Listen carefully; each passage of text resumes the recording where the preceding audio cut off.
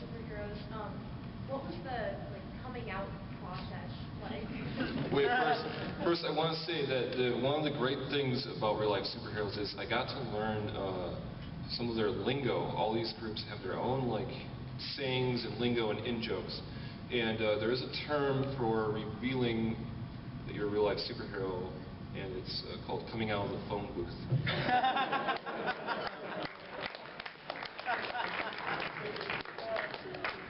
So, anyone want to share that? Not everyone's family knows. We're all different. For me, I heard a radio interview. Well, it wasn't even an interview, it was just a radio spot on Watchmen. The first time I'd ever heard about it, and did my own research, and called my mom up and said, "Mom, I think it all makes sense now. I'm going to be a superhero." And after the 15 minutes of raucous laughter, she decided to understand what I was actually saying and stand behind me for it. Yeah, I actually have a chapter in the book called Coming Out of the Phone Booth, and I share a lot of these stories of, mixed results. Some people have a lot of luck with it, and some people it becomes a big issue in their life. So, anyone else want to share a story about, relaying who you are coming out of the phone booth? My mom was in the room when I decided to be a superhero. It was she was supportive, but later on when she researched more about it, she was like, "Yeah," but it's more stereotypical, like the crime fighting aspect. Like when I started doing this, I was basically all charity, so she's like, "Hey, go at it." But it's easy to, with my mom, if you knew her, you know that it's easy to tell her things, but eventually she'll find a way to hate it. But she's my mom, she supports me either way. I tell on the second or third date.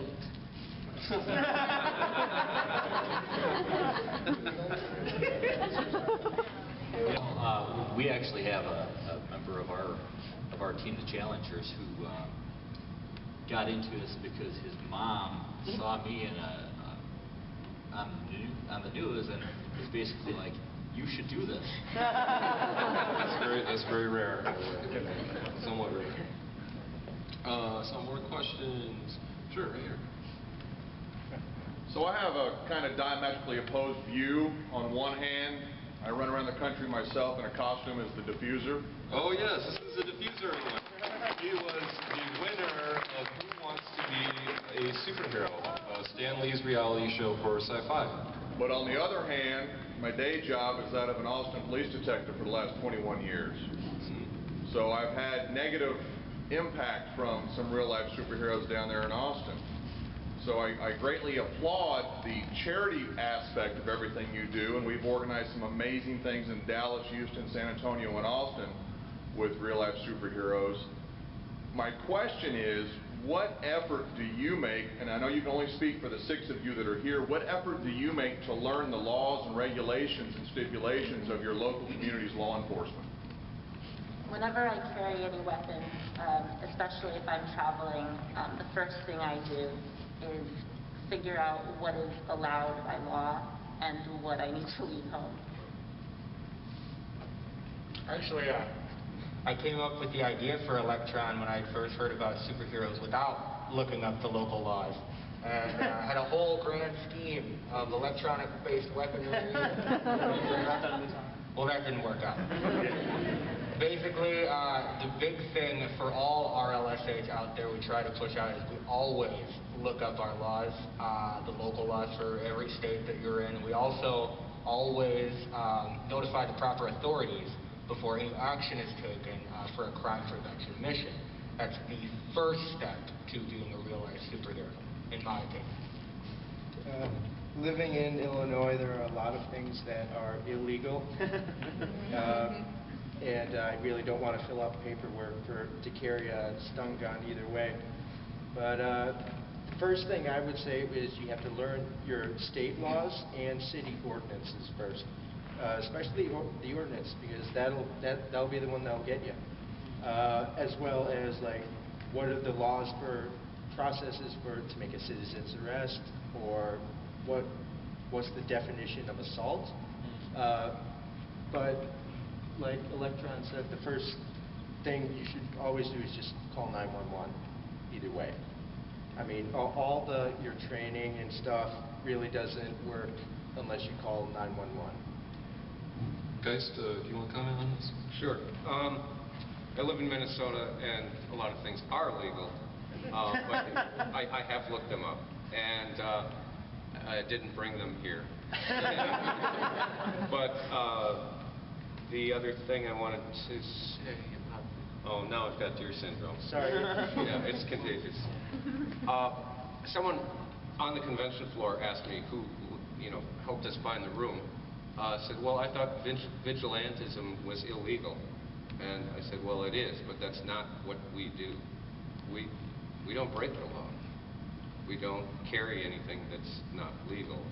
And we won't do anything that is illegal or questionable in that aspect. It's not what we do. We're working with you, not against you. We're not vigilantes. We're superheroes. Well, I will say there has been a couple of real-life superhero arrests, but I mean the majority of the guys I met are like these guys who I think make sure that what they're doing is within the legal boundaries. Thanks for that question from the diffuser. That was awesome. We've got a little bit over 5 minutes left, so I wanted to mention a couple things really quickly. First, we will be hanging out in the hallway after this. If any of you want to get your picture taken with these guys, I'm sure that they wouldn't mind, and I'll be glad to take the picture for you. Postcards that have information about Heroes in the Night and how you can order it. And the last thing I'd like to say is we had so many local real-life superheroes that we couldn't even get them all on the panel. So if Wraith and Crusader Prime would like to stand up. Thanks very much for being here as well. Appreciate you coming out. Okay, so I think we have time for a couple more questions. She's asked, raised her hand 120. Okay, please go ahead. Please go ahead. Well, it's really interesting that you pointed out because actually my question is sort of similar to yours. And that was, I was interested in, we all see like on TV and in the comics and in everything that police have a very antagonistic view toward real-life superheroes. And here in Chicago, the police and guardian angels don't always get along. And I'm not exactly sure why, but and I wanted to know how you guys, when you're out on patrol, how does that work, and how do you keep cordial relations with the police, since I assume you all do? That's a great question. Well, I think also that's another situation which will vary from person to person, but also from city to city across the world, because the police almost across the board have their standard statement on real-life superheroes, and don't do it, we don't want you to get hurt, what we really need for you to be a good witness, that kind of thing. But from city to city, their stance on it tends to be a little bit different. In some areas, they're very against it. In other areas, they're okay with it. They're supportive. I've been fortunate in that matter. In fact, T and Blackbird were both with me the first time I ever got stopped by the police. But ever since then,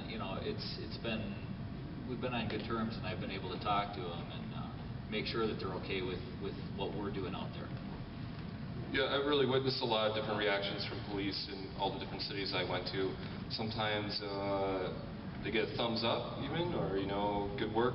Sometimes they get an eye roll, and or sometimes they just get a request to stay off the street. So it's really been a mixed bag as far as a lot of reaction from police, from media, from people on the street. It's very interesting that there's such a diverse reaction to such a thing.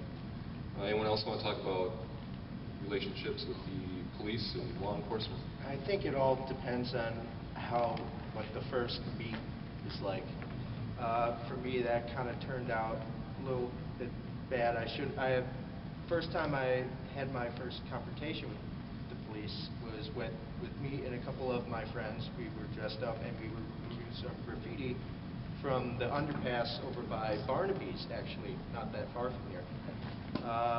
Some police were called and we told them what we were doing and who we were, real-life superheroes. We ended up being taken down to the police station, but eventually we had a good working relationship. I mean, they knew of me, they knew of us, and they knew that we were really, like I said before, crime patrols are on top of our list. We were more charity and outreach. So it all depends on that first meeting with the police. Like, the best thing that I could have done was just go tell them, like, hey, this is me, this is what we're going to do. Like, every day that I would go out just to let them know that, like, nope, I'm not tying up their resources or anything.